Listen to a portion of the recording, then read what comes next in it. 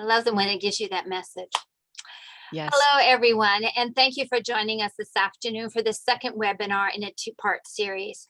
My name is Darlene Bialowski, and I am the president of the Collections Care and Conservation Alliance. I am also a contract museum registrar and a fine and decorative arts appraiser located here in Southwest New Hampshire.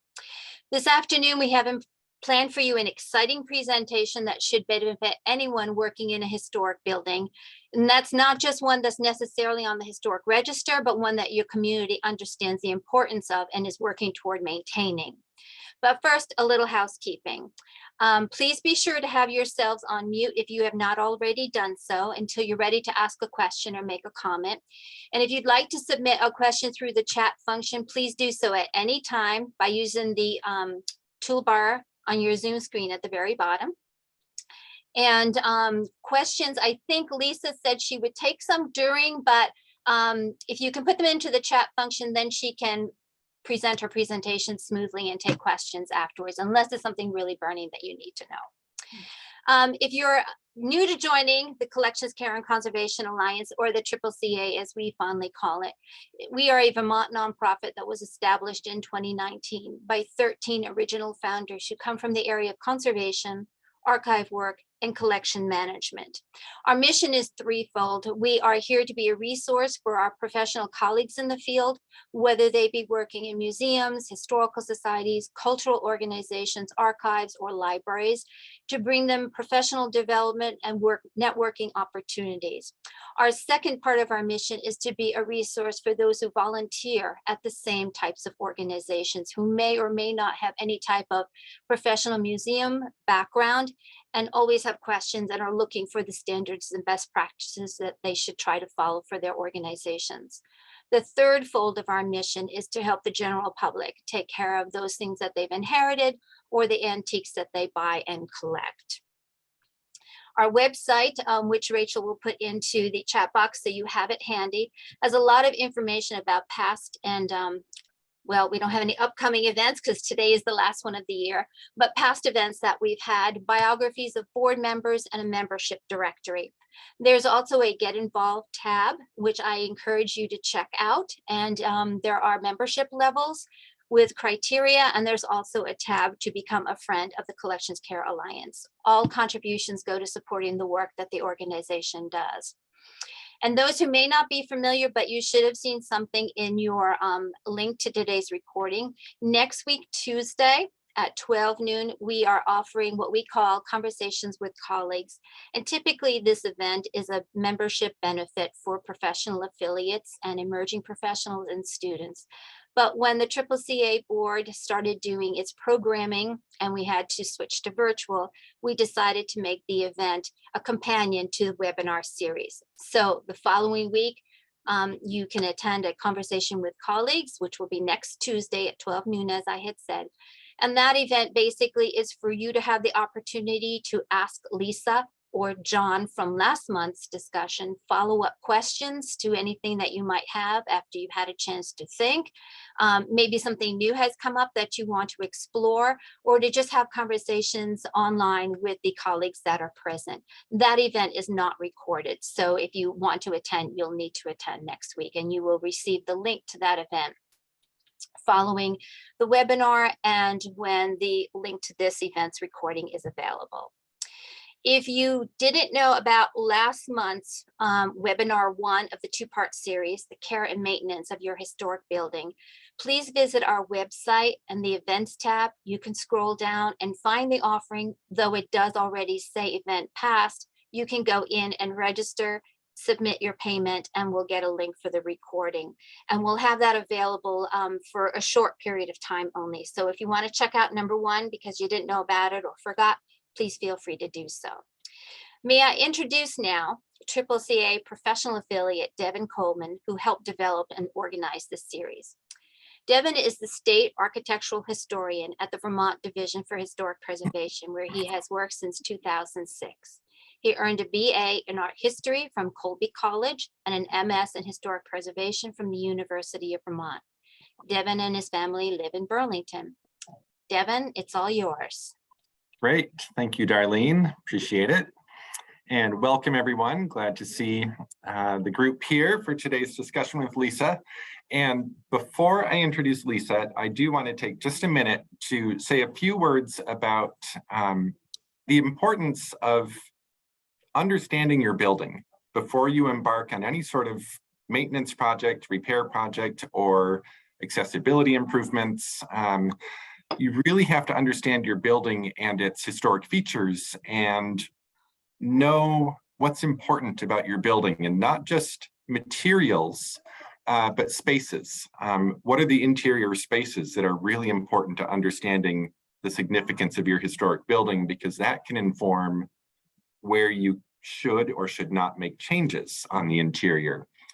A really good way to learn about your building and its history is by checking either with a local historic preservation office, if your city or town has one, or check with your state historic preservation office. Every state has a state historic preservation office, and they most likely have a statewide survey or possibly a National Register nomination for your property that can give you a lot of that information about the background of the history and significance of your property. So one way to think about it as if you have collections in your museum, you probably have records documenting the provenance of a painting or an object, how it came into the collection. And you can think of these local designations, registers, national registers, and so on. Think of that as kind of the provenance for your building. It tells you how the building evolved, how it has come to be what it is today, and what's really important about it. So be sure to seek out that information if you don't already have it on file, because it really is essential to informing how you plan for changes to your building. So with that, I will introduce our speaker today, Lisa Sasser. Who's been working in preservation for 50 years. How's that, Lisa? I started when I was 2. Yes, amazing. Such a child prodigy. So Lisa holds a degree in architecture from Texas Tech University, and then had a long career working in the National Park Service in all number of roles and programs, eventually becoming the Assistant Chief Historical Architect for the National Park Service, and working on projects at Ellis Island and the Washington Monument and countless other historic buildings in the United States. So certainly a wealth of knowledge and information, and we're very glad to have Lisa with us today. She's also been deeply involved with the Preservation Trades Network, the Timber Framers Guild, and many other national organizations. So Lisa, I will turn it over to you, and we look forward to your presentation. Thank you, Devin, and thank you, Darlene, and thank you all for being here. It has been a real pleasure learning about the CCCA and finding out about what the work that many of you all do. And I'm struck by the fact that many of you in the museum and collections conservation world have so much in common with those of us in the world of conserving the built environment. And you noticed I said conserving instead of preservation of the built environment, because the US is the only country in the world that talks about what we do with buildings as preservation. In the rest of the world, it's conservation or conservation of built heritage. And I think that conservation more accurately reflects what we do, which is managing change, basically, in the sense that you all tend to do that with artifacts and objects. And a lot of the differences between what museum and collections conservators do versus what historical architects, preservation specialists do are really more matters of scale and issues of caring for large objects that serve as a setting and container for human activities, with all of the sort of ancillary functions that requires. And that's some of what we're going to be talking about today. I have to say that following John is a very hard act to follow. And he talked a couple of weeks ago about maintenance and inspections and repairs, and basically getting to understand your building on a very much hands-on level. So today we're going to extend on what John was talking about and bring it more into the modern realm of codes and mandates and things that must be done to keep your building not only functioning, but doing so in a safe and sustainable manner. And as you all deal with in the world of objects, you're probably very familiar with the ideas of significance and integrity. And of course, those are very important basic concepts to architectural preservation, conservation. Historic structures tell important stories that have meaning for all Americans. And nationally significant properties, or even regionally or locally significant properties, may be sites of events that have had a significant impact on American history, or fall into a broad pattern of history, properties that are associated with the life and career of an important individual in American history, a site which provides an outstanding illustration of a broad theme in American history. For example, the best example of an architectural style or development in engineering, or a masterwork of a leading architect or engineer, or a pioneering technique such as the development of a square rule timber frame, which is a uniquely American development in the centuries old craft of timber framing. And it could also be a site that would yield information important in the field of archaeology. So those basically are the criteria that make a building eligible for the National Register of Historic Places. And for some of you, your buildings may be on the National Register or may be eligible for the National Register. If it's not on the National Register, you may even wish to consider placing it on the National Register. It may be part of a larger National Register district as a contributing building. So significance is sort of the basis of all that we do in terms of preservation, conservation. But the second major foundation is integrity, which addresses the degree to which behavior and ideas are manifested in the form and substance of a resource. A cultural resource has integrity if it retains the material attributes associated with its social values. But it's worth noting that integrity is not the same as condition. The condition of a resource is defined in terms of deterioration. Integrity is defined in terms of how it corresponds with associations in the past. All physical things have a condition, but they don't necessarily have historical integrity. On the other hand, all things with historical integrity also have a physical condition. The condition of a resource during its period of significance, which period of significance being the time period in which the site, the structure, attained its significance as we currently judge it to be.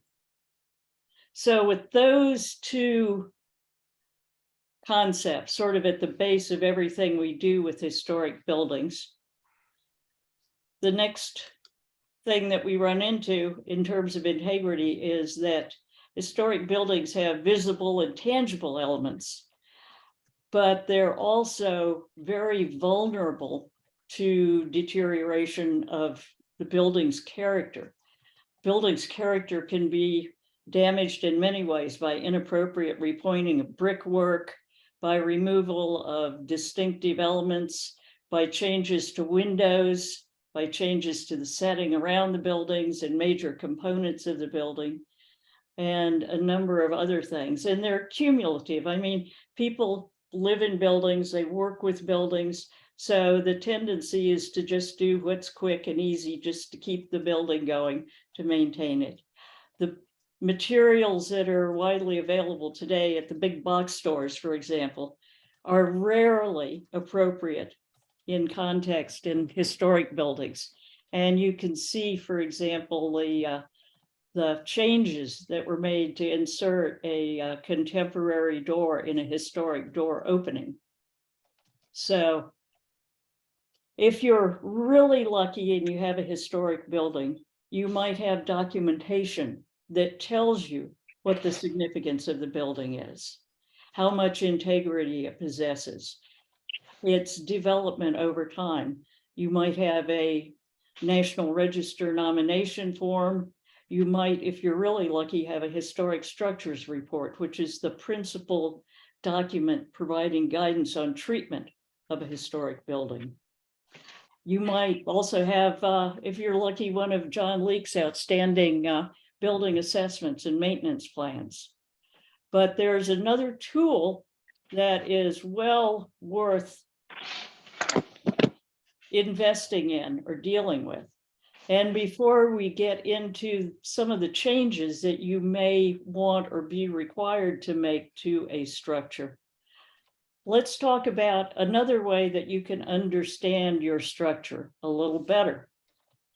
You will find you will be receiving a link to this document, Preservation Brief number 17, Architectural Character, Identifying the Visual Aspects of Historic Buildings as an Aid to Preserving Their Character. And this is a very useful framework to start to get a handle on what you can and cannot do or should not do in maintaining and doing work on your historic building over time. And this is a technique that involves identifying the overall visual aspects of the building, walking around it, looking at it from a distance, and asking yourself, what's distinctive about it? What, for example, kind of roof does it have? Does it have porches? Does it have major openings in the building envelope? What are the what's the overall scale and proportions of the building? Does it have roof projections? What kind of roof is it? Is it a gambrel? Is it a pitched roof? And getting that part of the building fixed in your mind. Then you walk up and you examine it at closer range. You might find, for example, in a Greek Revival church building, moldings, dentils, and that kind of thing that you look at closely and give you some insight into the architectural style. And finally, you examine the interior spaces and features of the building. And by doing this, you begin to have an idea of what's important, what you think may very well be original, what aspects of the building have significance, what aspects have integrity. And the more special and remarkable those features of the buildings, the ones that you identify in your character defining features checklist, the more you have an understanding of what you don't want to change, what you want to preserve. And by contrast with that, you might find some areas of the building don't have a lot of distinction, or they may be later additions. So that gives you a sense of spaces in which you might have a freer rein to make changes or additions to the building to make it compatible for modern uses. So great many of you have probably encountered the Secretary of Interior Standards for the Treatment of Historic Properties at some time or another. And the intent of the standards developed by the National Park Service is to assist in the long-term preservation of a property's significance by preserving its historic materials and features. Some of those things that you may have identified as part of doing a character defining features examination of the building. The standards pertain to any kind of historic building of all materials, construction types, sizes, the whole range of built types. And they also encompass related landscape features in the building site and environment, as well as attached and new construction. And to be certified for federal tax purposes, a rehabilitation project must be determined to be consistent with the historic character of the structures, which may become an issue in terms of historic tax credits and that kind of thing. So it's understood in the standards that buildings will almost invariably have some sort of rehabilitation, that some sort of repair or alteration of a historic building will be needed in order to provide for a contemporary use. And in fact, the key to keeping historic buildings intact is for them to be used. The surest way for a building to succumb is to be neglected. I mean, that's basically what happens when buildings are, if you lock it up and walk away, it will deteriorate frequently to the point that it can't be revived and reused. So the standards give considerable amount of guidance in terms of proper materials and repairs and types of work that should be done. They're not like some gold tablet carried down from the mountain that says, thou shalt do this and thou shalt do that, but more a common sense compendium of guidance on what to do under a common range of circumstances, which needs to be supplemented by care and judgment and the eyes and the work of people like John Leake that can go in and look at a building and determine a great deal about how to maintain it, repair it, keep it in good condition and usable condition. So the Secretary of Interior standards specify 4 preservation treatments or 4 treatment standards. Preservation, which is the process of applying measures to sustain the existing form, integrity, and materials of a historic property. Rehabilitation is making a compatible use possible for a building through repair, alterations, and additions, while preserving those portions or features which convey its significance, its historical, cultural, architectural values. And that's by far the most common treatment that historic structures generally receive.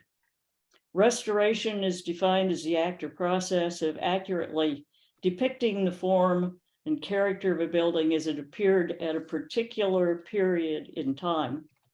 And that is not used as often as rehabilitation. It's fairly rare. I've only worked on a few restoration projects over the course of my career, but it's certainly possible if you want to take a building back to a certain point in time when some highly significant historical event happened. For example, the Arlington House at Arlington National Cemetery has been restored to its appearance when Robert E. Lee lived there. So that required removing work of later periods to take it back to the period of significance as defined in the enabling legislation for that site. So reconstruction is the 4th standard. It's rarely used. In fact, the policies of the National Park Service, by and large, don't allow it. But its reconstruction is depicting by means of new construction, the form of a vanished or non-surviving site. For example, a adobe fort that was abandoned, and literally because it's adobe washed away into the earth, and later it becomes a historic site and is mandated to recreate the fort as it looked during its period of significance. And of course, the problem with that is that sometimes you end up impacting other significant resources, in this case, archaeological resources. So most of what we do and most of what you'll likely be involved in with your historic structures are preservation and rehabilitation. And within the 4 treatments, there's a hierarchy of starting with the least degree of intervention, which would be preservation. And John Leake talked about these at great length. Identify, retain, and preserve. What do you have? What is it? How much of it is there? Protect and maintain. Try to keep it intact for as long as possible, avoiding deterioration of significant historic features. And of course, things wear out, things break, things fall apart, you repair. And when you can't repair any longer, you replace. And in some instances, and John alluded to some of these when he talked about replacing missing elements in window sash, you recreate. So this gets us to what we're going to be talking about today: new additions to historic buildings, and then code required alterations to historic buildings, things like accessibility, life safety, and other codes like heating, ventilation, that kind of thing. And then finally, something that is becoming more and more an area of concern for historic property managers: climate change. So start with new additions. And here I point you to preservation brief number 14, and you'll have a link to this and other resources in a previous email that you received. Talks about new additions to historic buildings, how preservation concerns can arise from making these kinds of changes to historic buildings. So a new addition to a historic building should be considered only after determining that requirements for a new or adaptive use can't successfully be met by altering non-significant interior spaces in an existing building. If the new use can't be accommodated in this way, then an exterior addition may be an alternative. And rehabilitation as a treatment is defined as the act or process of making compatible use possible for a property through repair, alterations, and additions, while preserving those portions or features which convey its historical, cultural, or architectural values, its character-defining features. So the Secretary of Interior's guidelines say that new additions, exterior alterations, or related new construction shall not destroy historic materials that characterize the property. The new work should be differentiated from the own and be compatible with it. And by compatible, they're talking about the massing, the size, the scale, the architectural features that are needed to protect the integrity of the property and its environment. And they say that new additions shall be undertaken in such a manner that if removed in the future, the essential form and integrity of the historic property and its environment would not be impaired. So the guidelines that emerge from this are that a new addition should preserve significant historic materials, features, form, that should be compatible, but yet differentiated from the historic building. If you look, for example, at this example here, the addition is set back from the front of the library and it uses the same materials. Its design is similar and it kind of references the historic building, but it doesn't mimic it. It's differentiated from it. So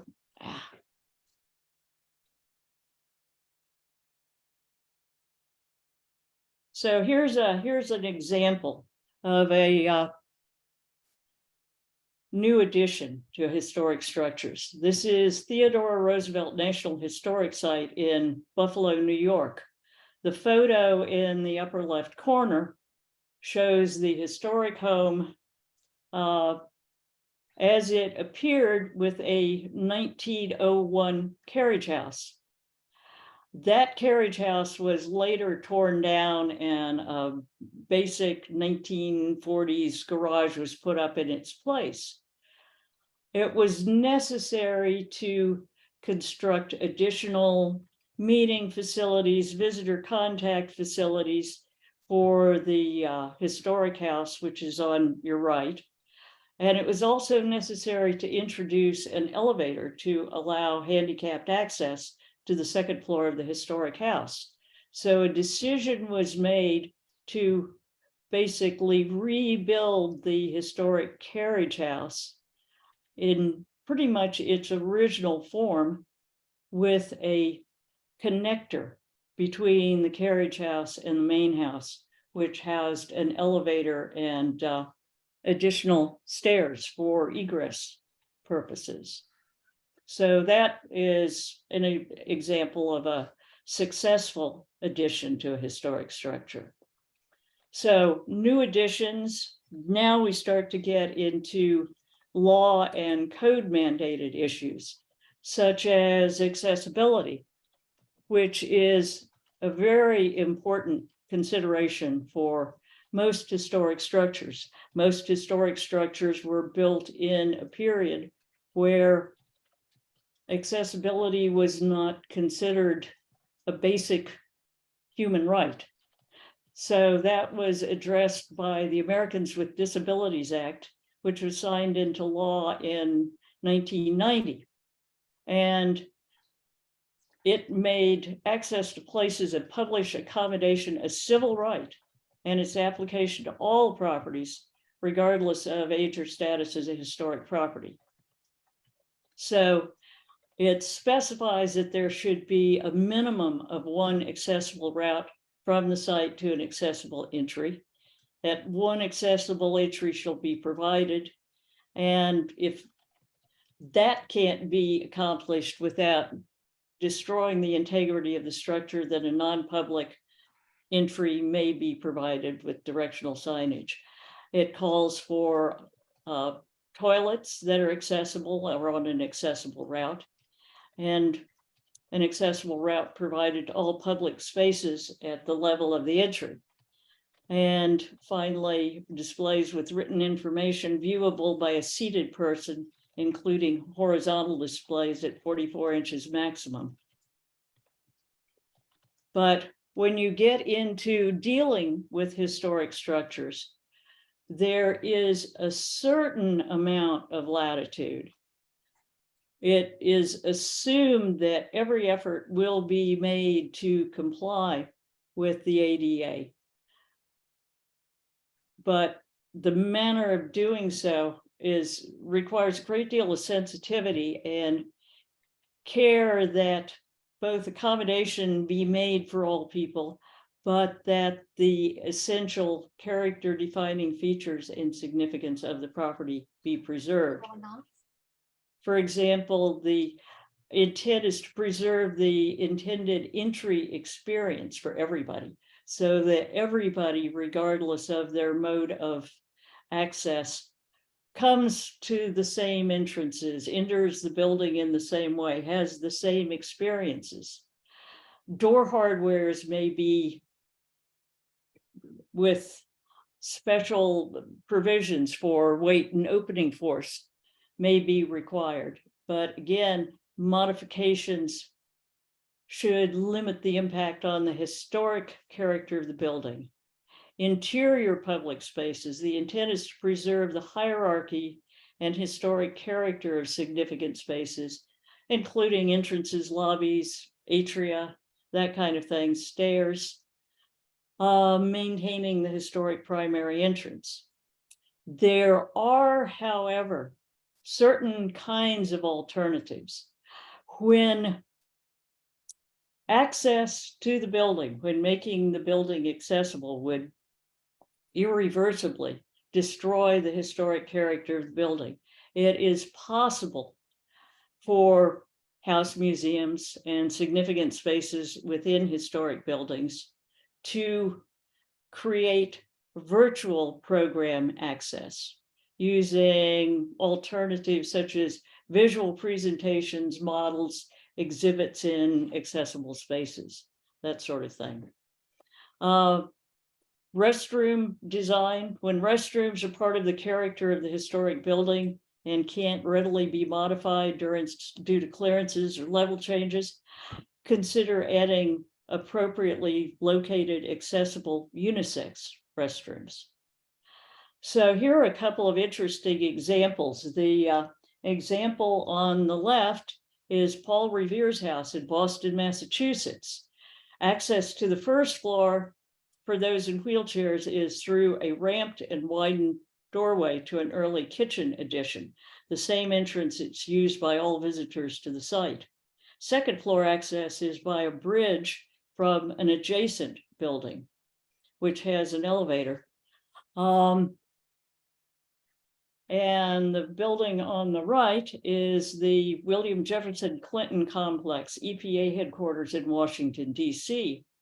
The ramps at this historic federal building were designed to provide equal access while preserving the building's original fabric.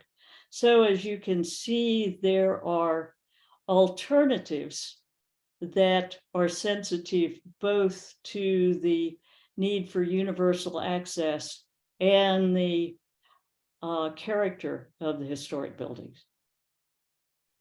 So another major code related area is fire safety, fire protection.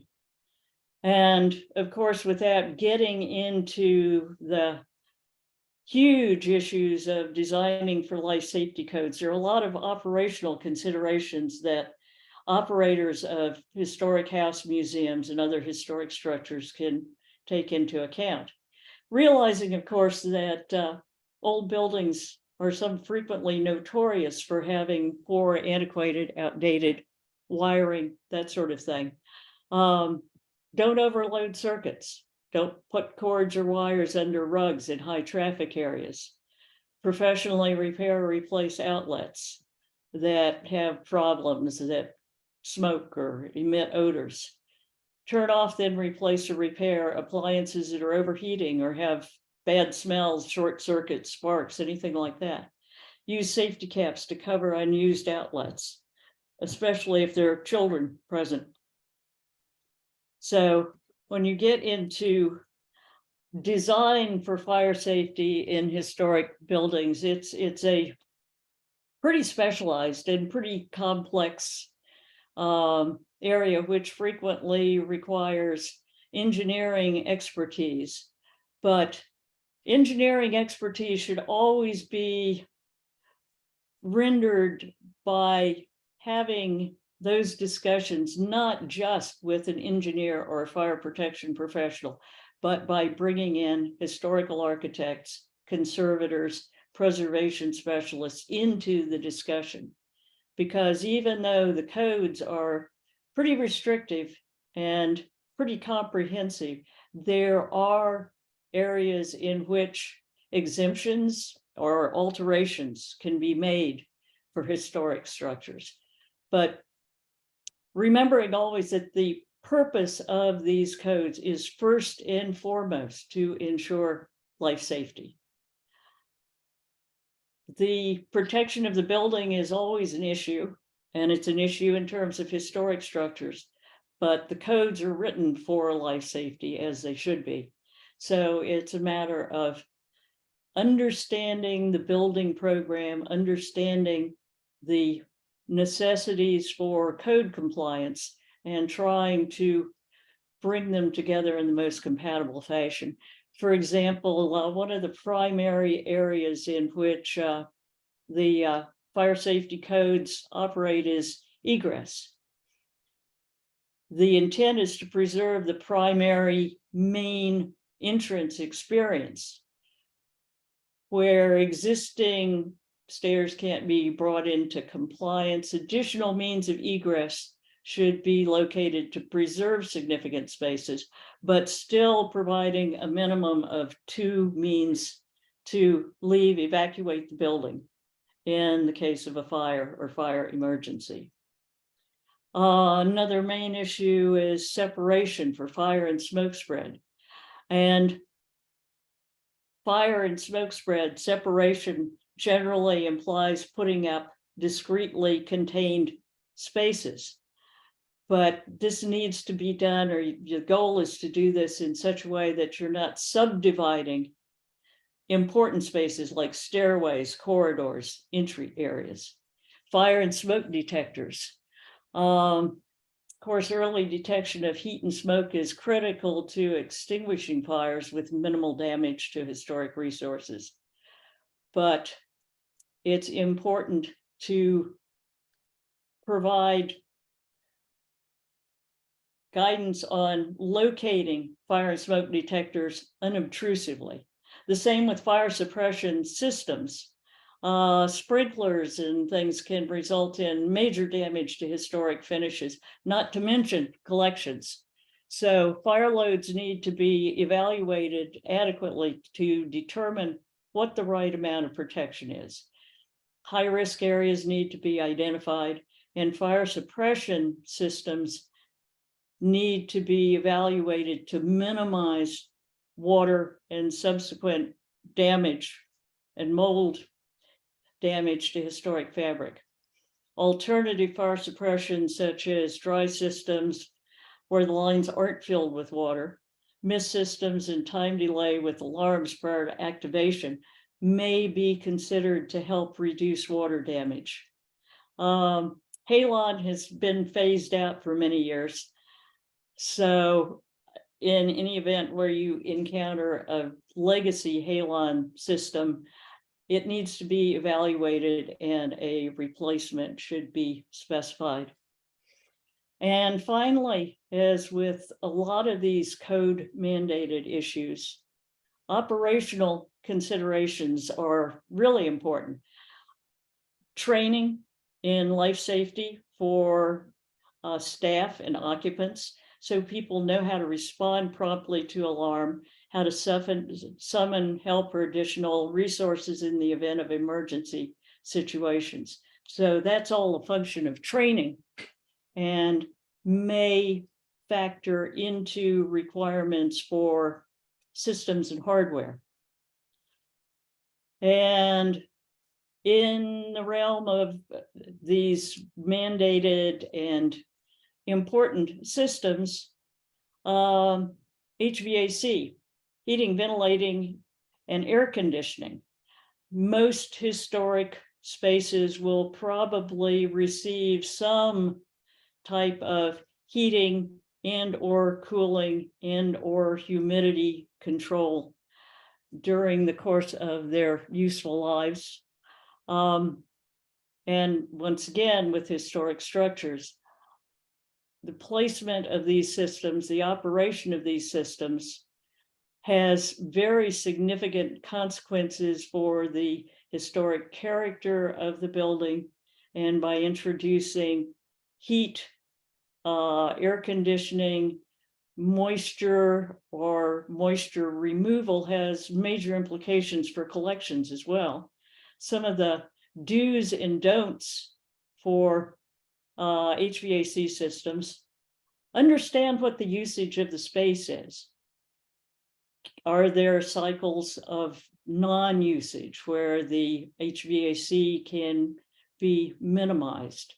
Factor in the usage of traditional cooling methods inherent in the building technology. Does it have high ceilings, operable windows, orientation in such a way that prevailing breezes can help cool or temper the structure?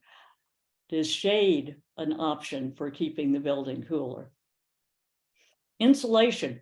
Insulation can certainly help maintain an environment in a historic building that is conducive to preservation of collections as well as comfort for its occupants.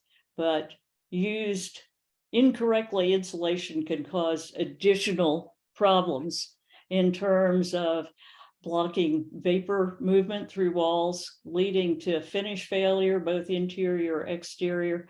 There is a lot of information available on the subject, way too much to go into today, but it's important to analyze and understand your building fabric before you commit to those kinds of treatments.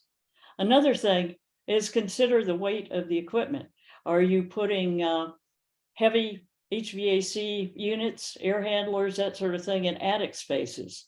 Are the spaces themselves adequate to new loading? Factor in ceiling heights of older spaces, which impacts how much conditioned air needs to be added to the rooms.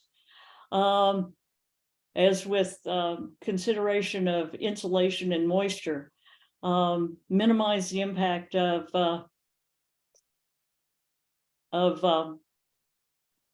changes to finishes within those air-conditioned spaces. Reuse existing HVAC elements where possible. For example, old cast iron radiators can be reused while maintaining the character of the existing building. Plan for humidity control, and humidity control is, of course, an area that I'm sure is of great interest and concern to conservators. And finally, provide access to equipment for HVAC maintenance. I know of several historic buildings, some pretty significant historic buildings, in which they've managed to pack so much HVAC equipment into attic spaces that it would probably be necessary to remove the roof to change out a lot of the components of the HVAC system. And I've personally crawled around in some spaces that would have been very difficult for a large man to get from one end to the other end of the HVAC space. And one thing that's really worth thinking about is that even within the last 20 or 30 years, there have been all kinds of new technologies and systems that have come on the market, which require much less destructive work in historic buildings, much less change to the physical fabric of the building. For example, high velocity mini duct HVAC systems are a relatively new alternative for retrofitting historic structures with minimal impact, because instead of big 8-inch spiral duct systems, they use ducts that are on the order of 2.5, 3 inches and can be much more readily snaked through ancillary and wall and ceiling spaces. So be aware that technology is constantly changing, and look out for new options, new solutions. And when you start to evaluate making these kinds of changes, be sure that you have access to contractors that understand new technology and how to deploy it in historic structures.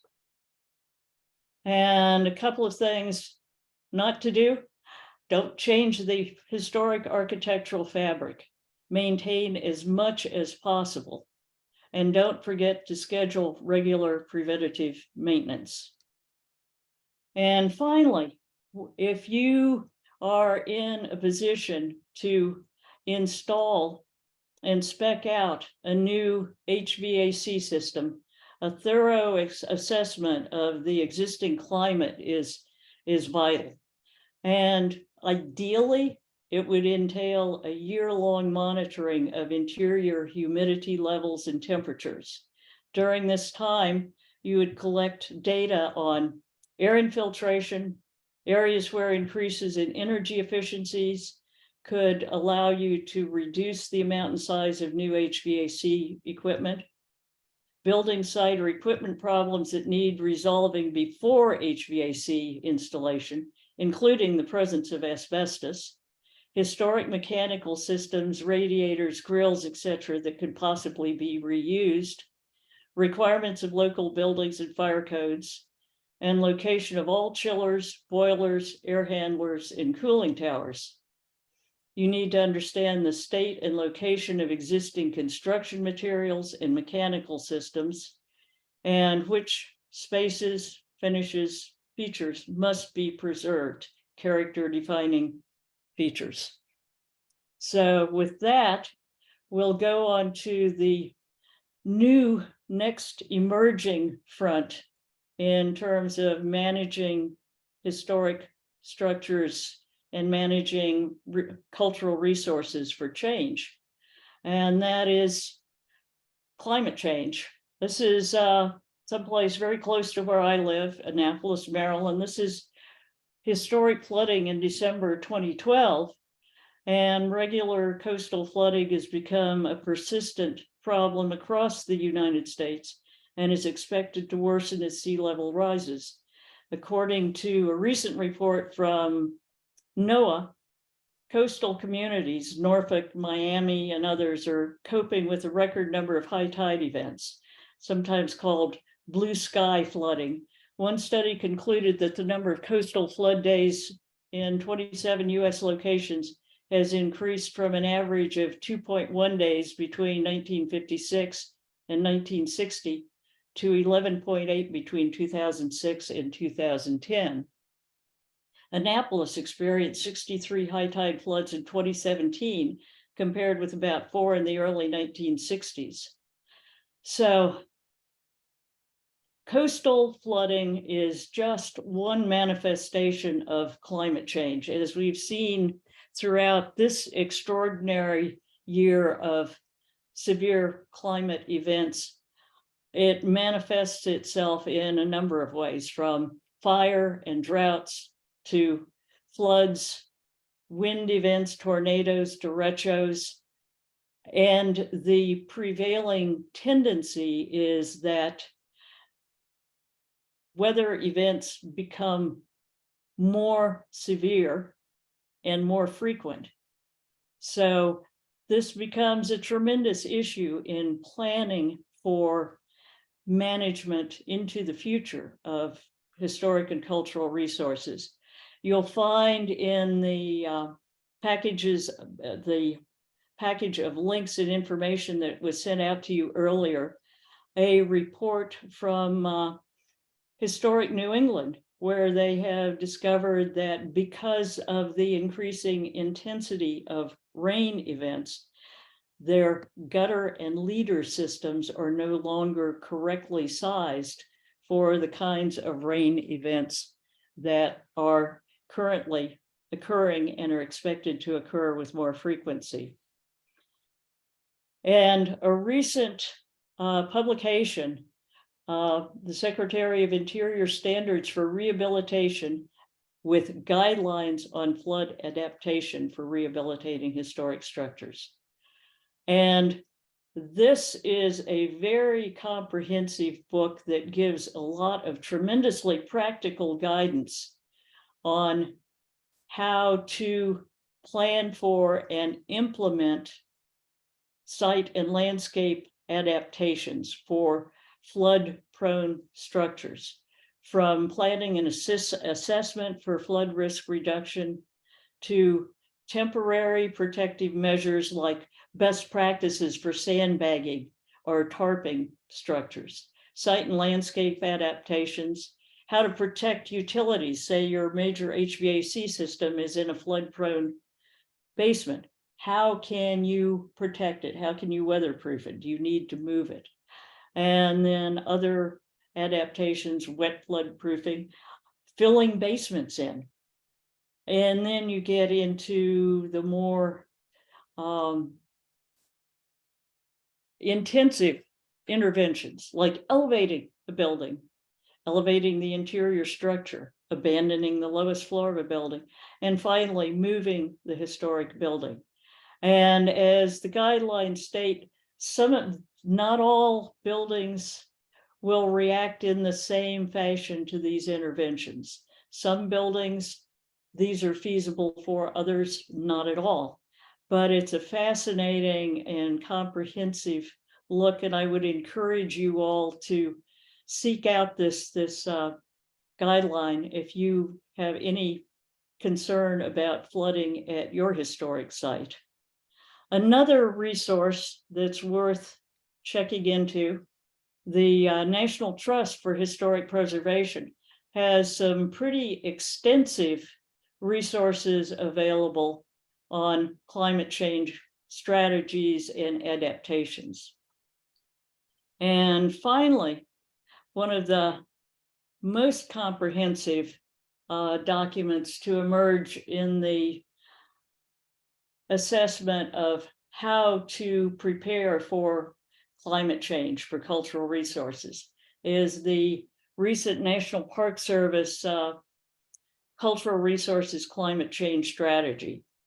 And it talks about mitigation concepts to include integration of historic buildings into energy plans, using historic buildings, existing buildings, because they have a lower carbon footprint.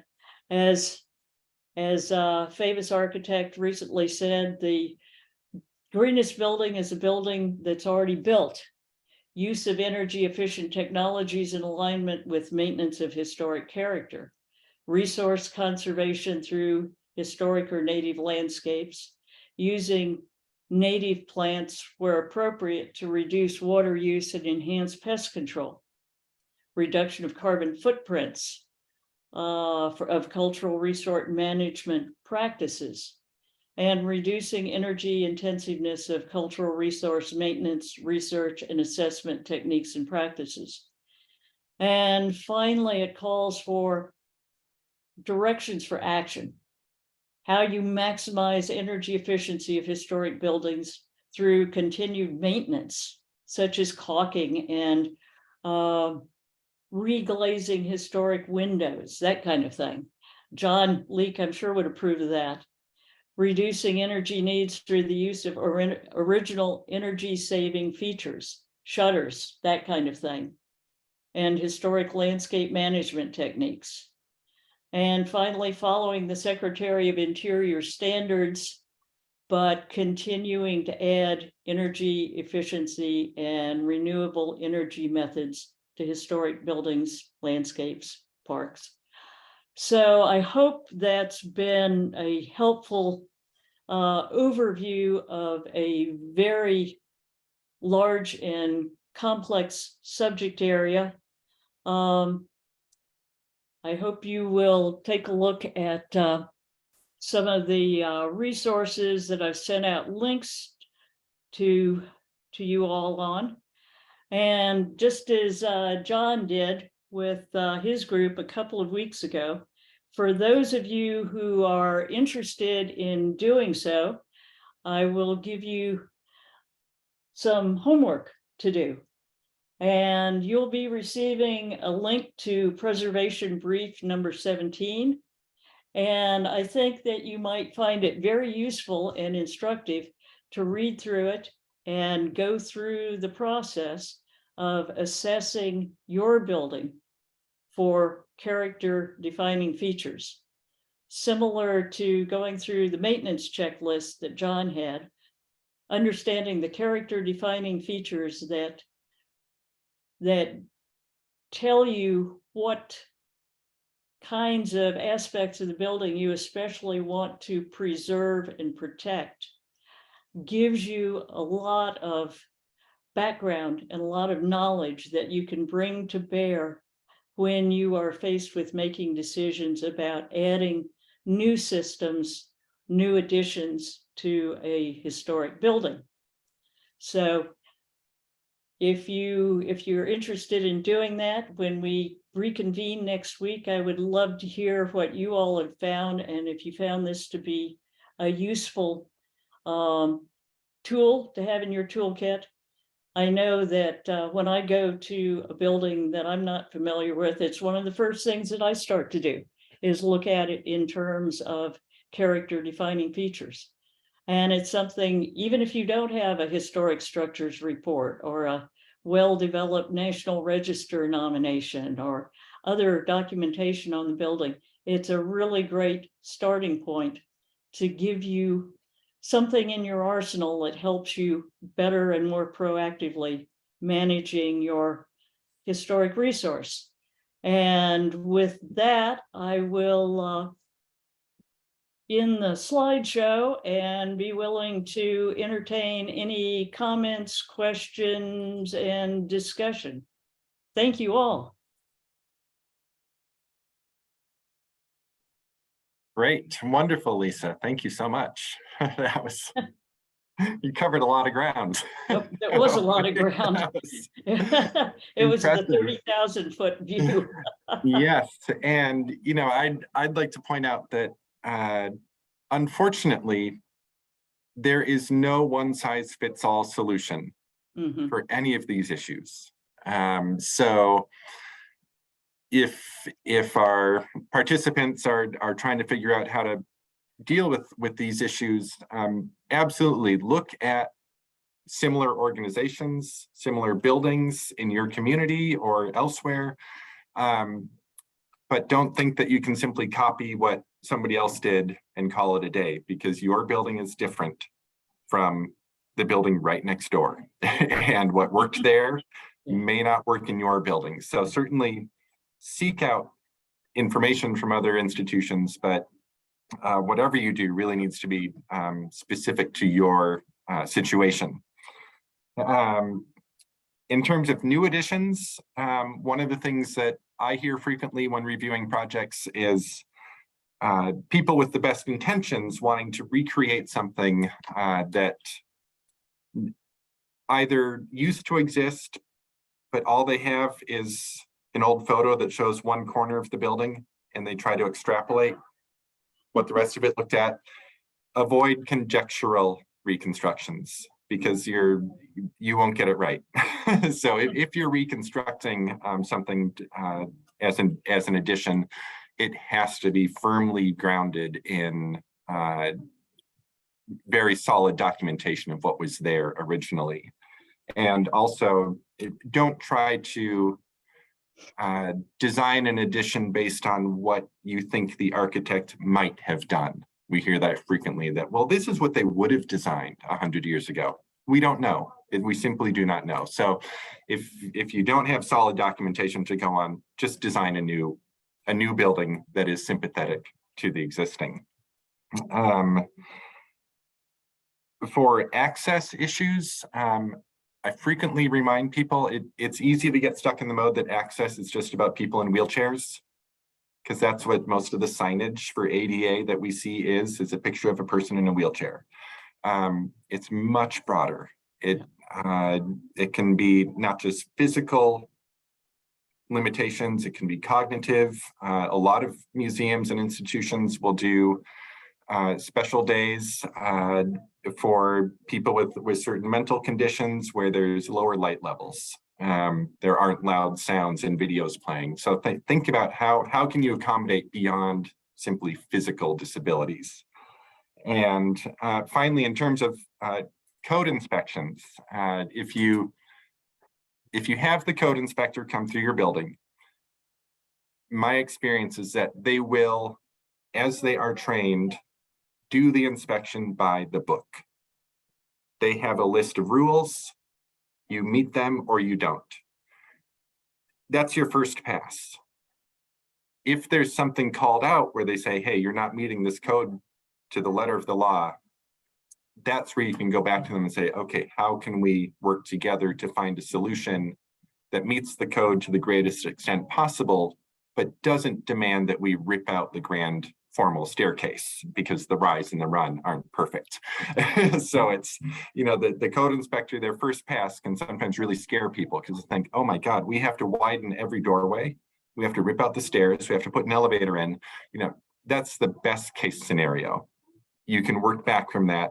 you are not exempt. There's no exemption for historic buildings from life safety and ADA, nor should there be. These buildings have to be safe and accessible.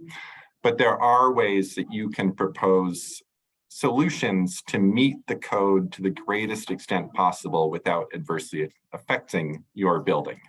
So, and it's a lot to think about, all these different issues. So just, take things one at a time and you work through it.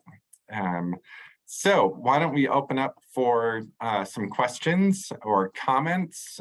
People can, let's see if I change my view here. If people want to use the raise hand function and actually ask a question, that's fine. And I'll take a look at the chat here. Yes, so resources that Lisa mentioned will be emailed out. And Dean, you have a question?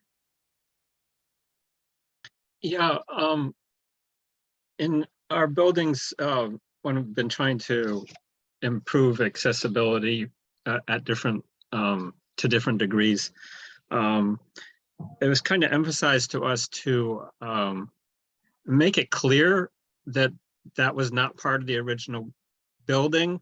But I see in some of the photographs, like the Clinton building, and there's another photograph of a railing at a national park site where it looks like they went to great extent to sort of recreate what was existing.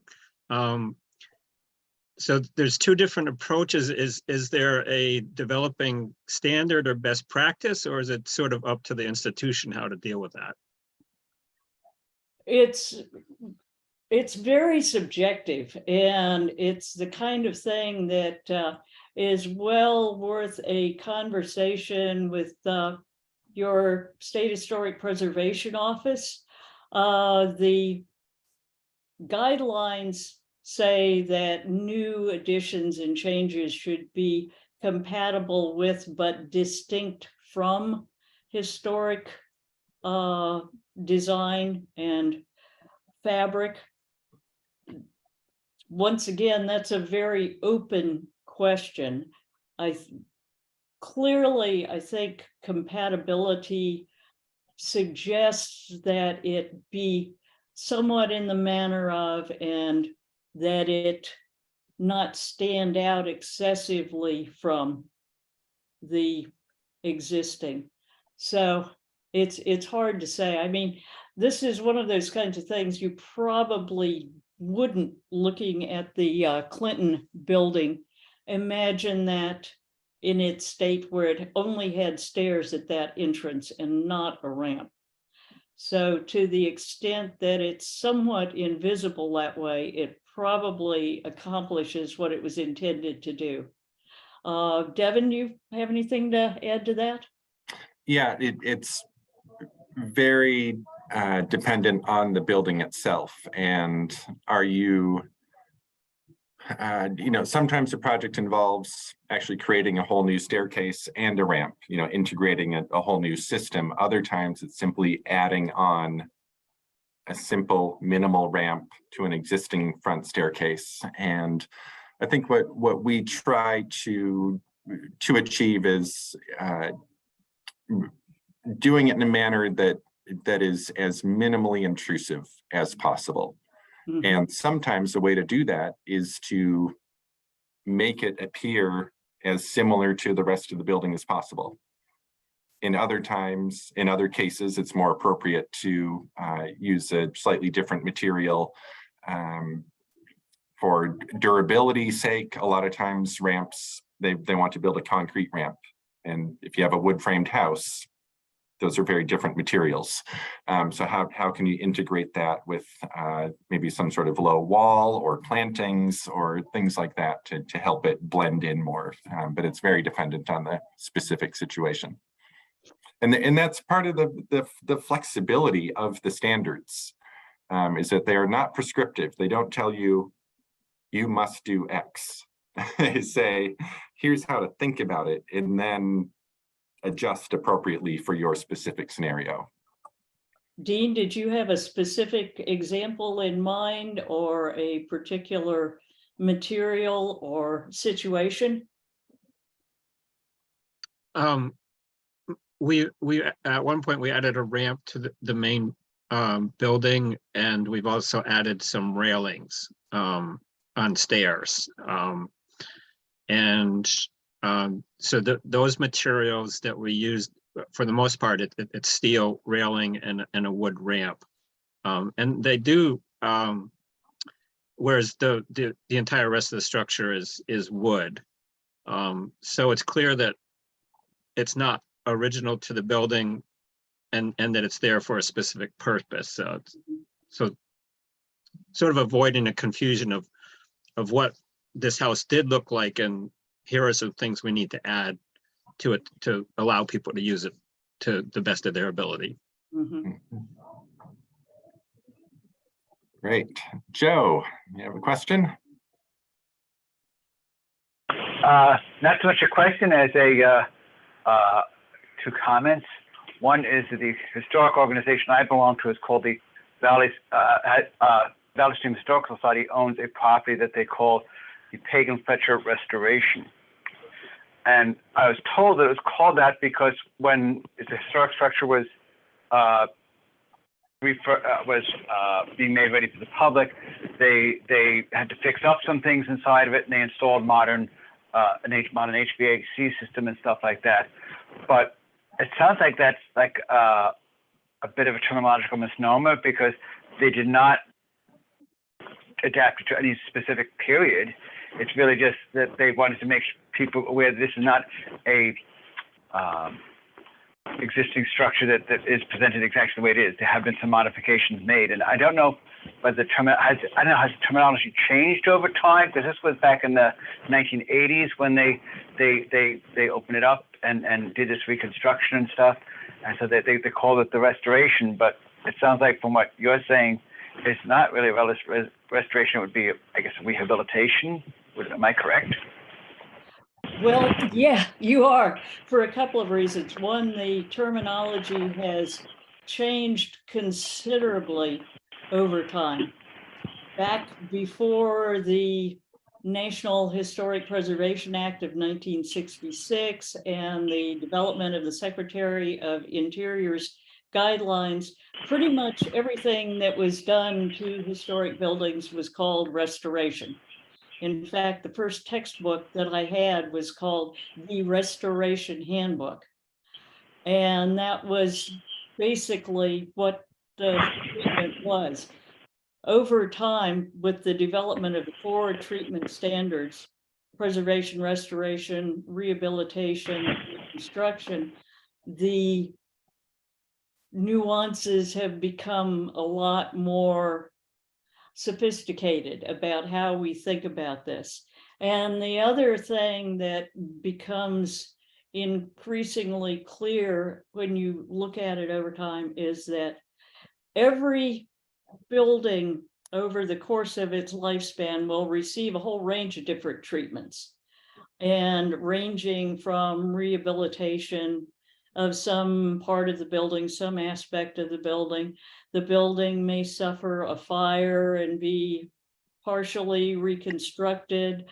The building program may change over time, and there will be a decision to go back and alter the interpretation of, say, a restored porch or something like that, or to put a porch on to take it back to a period in time.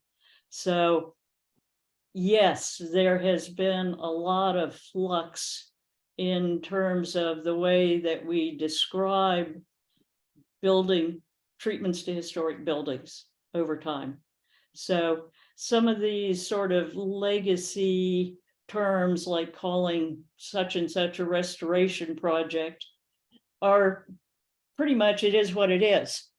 So, but you, as one of the stewards of the building, may have a much more complex understanding of how it's changed over time and what the intentions of that work that was done at that time was and how that's changed. Does that make sense?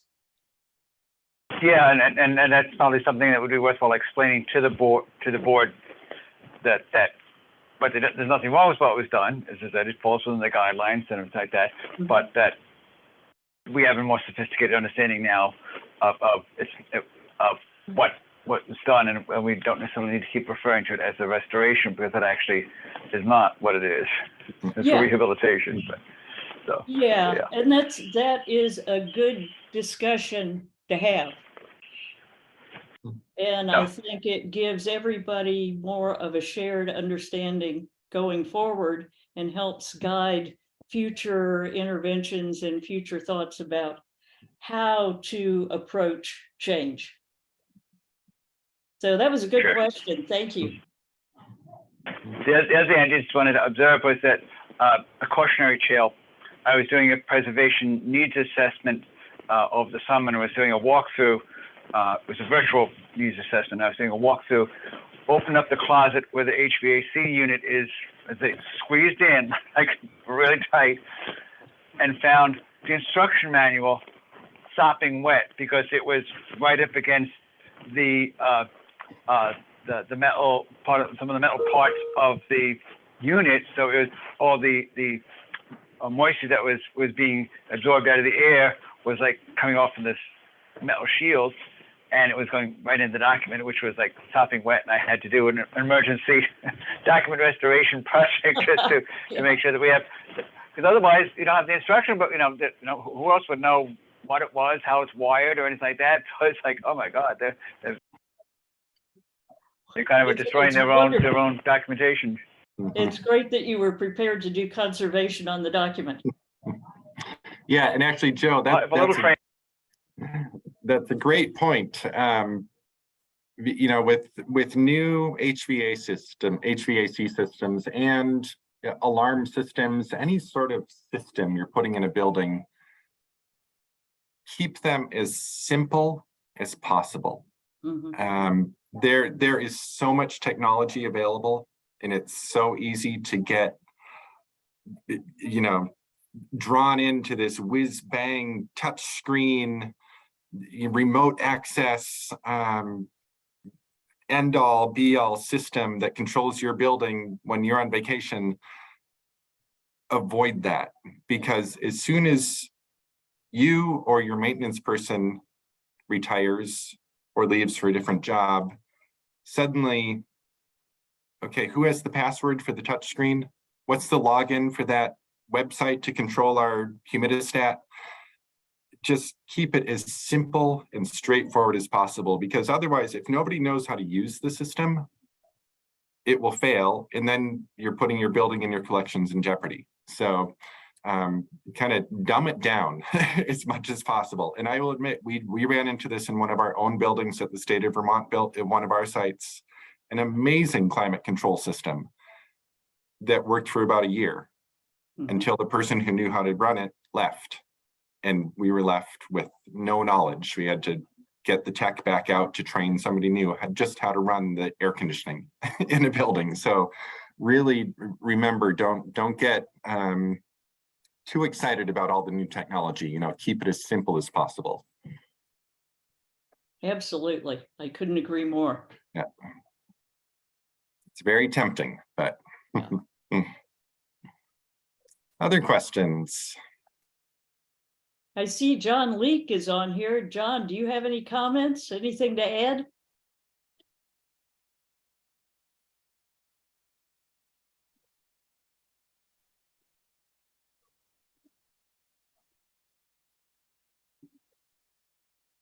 Hi, John. You're muted. Turn your microphone on.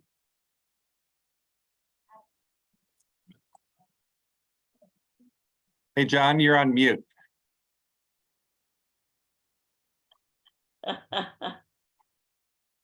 Mute. There. Okay, unmute. There Yes.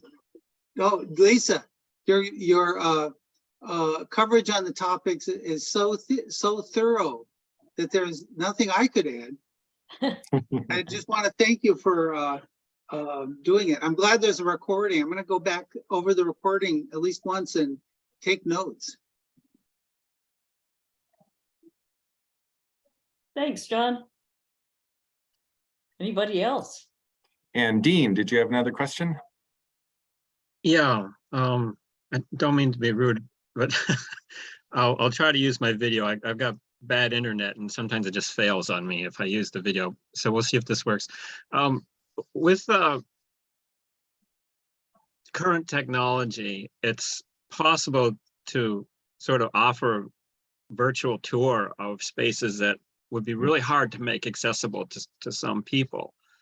And is there a sense of how the community is feeling about that? Is it acceptable to offer that virtual experience to some people and the actual experience to others? Or should you just offer the whole experience virtually to all? Is there some sort of agreement on how to deal with that? I think that there is a whole range of thought on that topic. If I could just mention something, Dean, are you speaking about, like, say, for example, an exhibition and making that available virtually for perhaps individuals who have a disability or unable to attend or something of that nature? I was thinking more of a second floor that is inaccessible, you know, short of building an exterior elevator or lift is inaccessible to people of certain age, certain physical ability, and all that. And to get a complete sense of that building and the activity that happened in that building, one would be really shortchanged not to see that second floor. Well, in my humble opinion, I would say you'd make it available to anyone who comes to visit your institution. And then they can make the decision if the second floor is something they want to check out. But then that does not eliminate anyone from not being able to, quote unquote, see what's up there. So I would make a concerted effort to do as great a virtual documentation of that second floor and what it includes. There's a lot of technology out there today that can be utilized for that. And then perhaps have it as a showing on the first floor. And if you have available a separate room or something like that, so the viewer can engage with that recording, but then it's open and accessible to anyone who's interested. I think the whole purpose of, you know, an institution being an educational resource is to have that available for anyone who chooses to walk through your doors. I So agree with that, Darlene.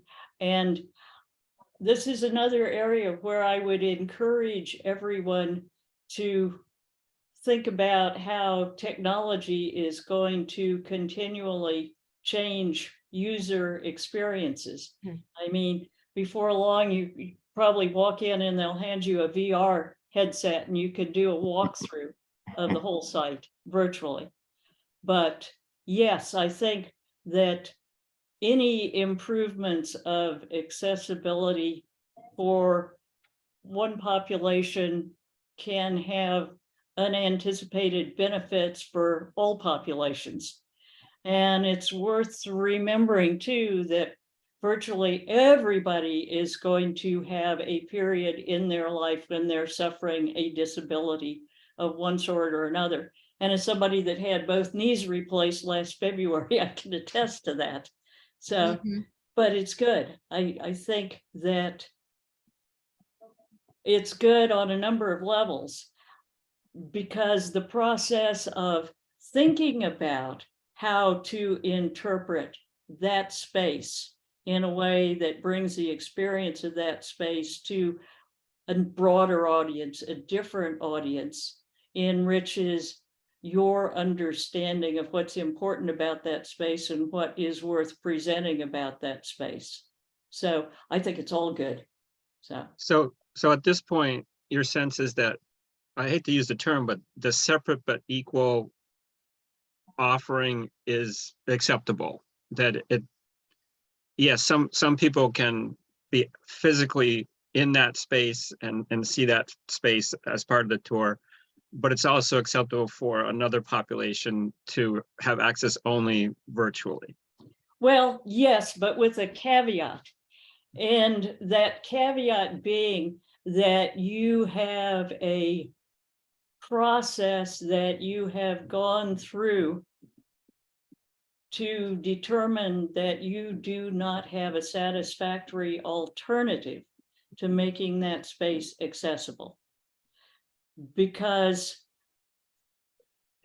disability rights can and has been a potentially litigious field. And to make a decision about what you can or cannot make accessible may be subject to somebody's desire to challenge or review that determination. So if you say that this is the process that we went through to determine that the most broadly accessible option available to us without destroying the historic character of the building is X. So. Mhm. Yeah, that's a Thank great you. way to think about it, is to not simply take the easy way out and say, well, we don't have to think about access to the second floor because we've got a video. Mhm. Think about, okay, how can we get everyone to the second floor? Run through those scenarios. And if there truly is no feasible means of doing it, or you say, yeah, we could build an elevator and a stair tower. We need to do a capital campaign that's 5 years out. In the meantime, we will do this alternate solution. So, it takes some thought and some planning. But yeah, there are definitely ways to provide those alternate experiences. Thank you. That's very helpful. Thank you. Yeah. Devin, there's a question in the chat from Karen Lane, and then I see Amanda Nelson's got her hand up. Great. Let's see. Where's Karen's question here? Let me pull it up for you. Karen would like to know, with installation of newer tech adaptations, isn't reversibility the key? Yes, I agree that reversibility is the key to most, if not all, interventions in historic structures. And not just reversibility in terms of preserving the ability to take the structure back to its unimpaired condition, but also, as Devin suggests, that overly complex technology or technology that has a fairly short lifespan, it really becomes tremendously important to be able to replace it, take it out, put in something else, not knowing what form that something else that's coming down the road is going to take. So it's reversibility is always kind of a core concept. Yeah, and oftentimes it can seem a little counterintuitive, such as sprinkler pipes. It's not uncommon to enter a historic house museum and you look up in the hallways and there's sprinkler pipes running everywhere. And you think, well, why didn't they hide those? Yeah. That was probably a very carefully weighed decision between the visual intrusion of a pipe exposed in a hallway versus the physical disruption of actually tearing down the ceiling, possibly, to install the piping in the ceiling cavity. So one is much less destructive. It has some visual intrusion, but you paint it the same color as the ceiling and pretty soon visually you sort of ignore it. So it's that type of thinking about how, what are the factors that you're considering in a project like that and what's reversible. If the pipe is exposed, it's easily accessible. If you have to take it out for some reason, repair it, you're not opening up the walls and ceilings to do that. So. And one other thing that I've sort of observed is that those of us that work in a particular facility or those of us that do this kind of work become sort of hyper-focused. I mean, we're the ones that are going to walk in a building and we're going to see the sprinkler pipes. 99% of the people that walk in that building are probably more focused on the collections and the exhibits and the interpretive devices than they are on looking around for evidences of intrusive architectural features. and elements. So Great. Amanda, question? I was actually going to follow up on what Dean was talking about, accessibility of the video, assuming the second floor truly and third floor or whatever, truly inaccessible.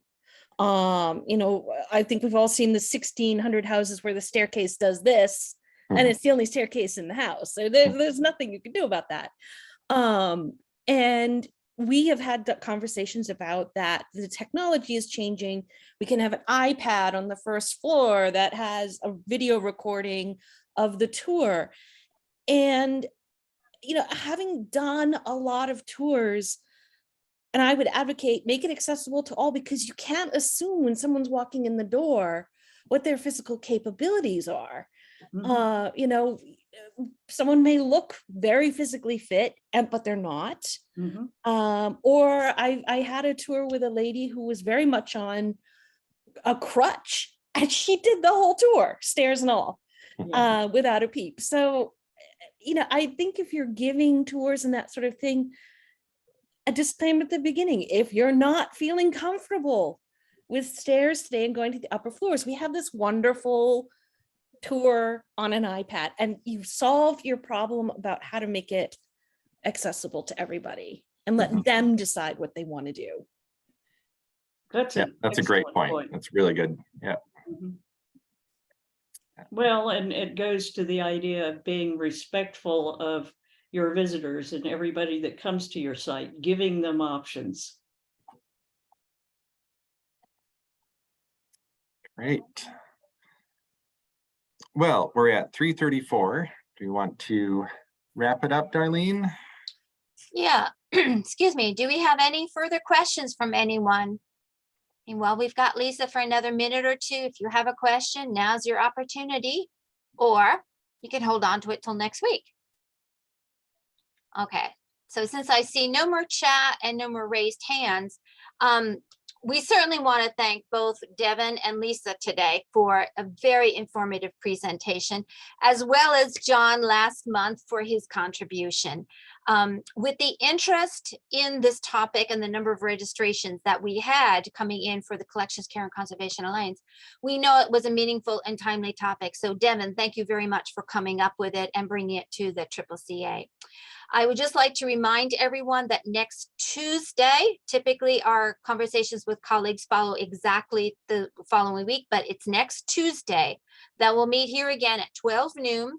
You'll get a link to that event with the link to today's recording, and bring along additional questions you might have of Lisa or John if he's able to join us next week, to follow up on the conversation, to do your homework that Lisa provided for you, or if something else comes up in the meantime. And it's also a way to kind of see who else is in the audience and who else might be an associate or colleague of yours. If you have ideas for future workshops that you might like to see the CCCA put on, please be sure to email us. We have our program meeting in January, and we'd love to hear from you, to hear what you might need to have and see what we could put together for you. So again, thank you all for joining us. Lisa, thank you. John, thank you. Devin, thank you. And we look forward to seeing you next week, next Tuesday at 12 noon. So thank you, all. everyone. Thanks, everyone. Thank you.